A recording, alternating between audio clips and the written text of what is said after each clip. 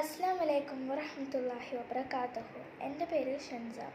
ഞാനിന്ന് പഠിപ്പിക്കാൻ പോകുന്നത് സ്റ്റേജ് 2-ലെ സാക്കിനായ നൂനിൻ്റെ ഇത് ആം എന്നുള്ള ഭാഗം, അഥവാ ഇത് ആം മെർജ് എന്നുള്ള ഭാഗമാണ്. അതിലെ ഇത് ആം ബിലാവുനെയാണ് ഞാനിന്ന് പഠിപ്പിക്കാൻ പോകുന്നത്.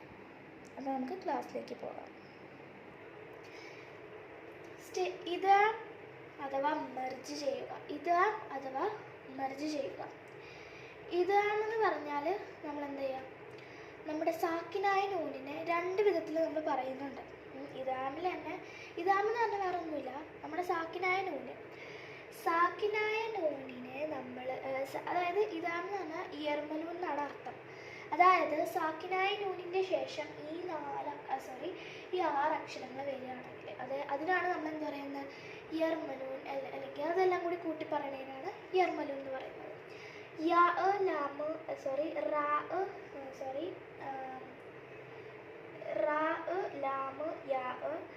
നൂന്, മീമ്, യാ എന്നീ അക്ഷരങ്ങളാണ് നമ്മൾ എന്ത് ചെയ്യുമ്പോൾ ഇദ്ഗാം ചെയ്യുമ്പോൾ ഉപയോഗിക്കുന്നത്.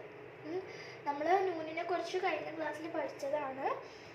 അപ്പം ആ ഒരു ബേസിസിൽ, അതായത് സാക്കിനായ നൂനിൻ്റെ ശേഷം ഈ 6 അക്ഷരങ്ങൾ, അതായത് ഈ ഒരു 6 അക്ഷരങ്ങൾ വരികയാണെങ്കിൽ അതെന്ത് ചെയ്യണം, അത് നമ്മൾ ഇത് ആം ചെയ്യേണ്ടതാണ്. അത് ഇത് ആം തന്നെ രണ്ട് വിധത്തിൽ തിരിച്ചിട്ടുണ്ട്.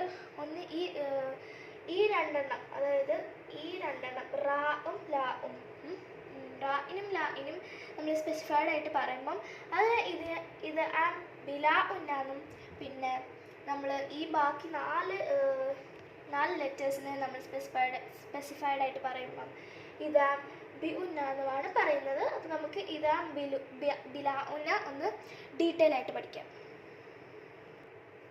അപ്പോൾ ഇതാം ബിലാ ഉന്നയിൽ മെയിനായിട്ട് വരുന്ന 2 അക്ഷരങ്ങളാണ് എന്ത്, റാവും ലാമും.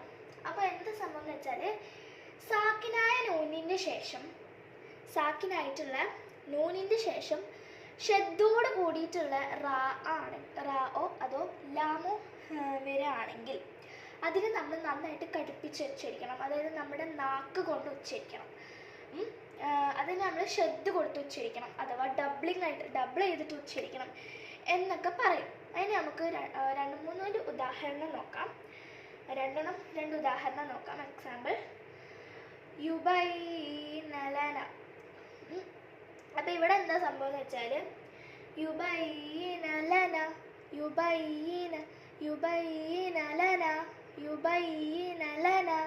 അപ്പോൾ ഇവിടെ എന്താ സംഭവം, ഇവിടെ നൂന്, സാക്കിനായ നൂനിൻ്റെ ശേഷം ഷെദ്ദോട് കൂടിയിട്ടുള്ള എന്ത് വന്നു, ലാമ് വന്നു.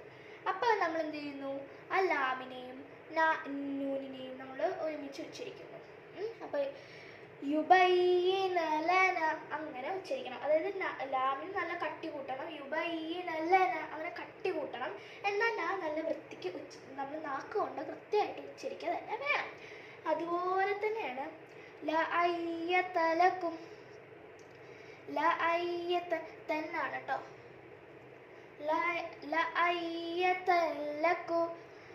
ലഅയ്യതലക്കും തെൻ വരണം. അതായത് ലാം വന്നു, അതായത് ഈ താൻ്റെ ശേഷം എന്തോന്ന് ഷെദ്ദോട് കൂടിയ ലാം വന്നു. അപ്പം എന്താ, ലഅയ്യതലക്കും. അപ്പോൾ ലാമിന് എന്തെങ്കിലും നമ്മൾ കട്ടി കൂട്ടണം, ഇല്ല നോക്കി കട്ടി കൂട്ടണം.